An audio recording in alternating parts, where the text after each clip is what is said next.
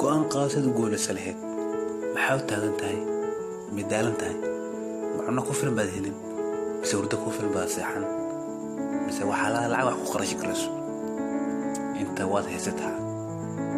codka cudurku wanaagsan yahay laakiin wuxuu wanaagsan yahay qof wax walba ka saar mariya ma awoodi ma qaban karo marna kalmad nafsada habarin kalmada sorry iyo ma qaban karo iyo waxa way adag wax walba waa awoodaa horay Soomaalidu waxa barta waa baskaaga isku ka cawrdada isku day wax walba inaad qabato aad badan ka sareeyo marna ay dadka kula siman hay'adaha dadka kula siman soo jabay aad ka sareeyo higsi waxa aad mid sare habeen walba markaas xal isku saarayo iyo waxa samacsantahay ahaan sida xoolaha bulshada caqabad ay ku wadanka caqabad ay ku deegaanka caqabad ay ku waxa soo dhacay hortaade qofna qof la mid ma adduunka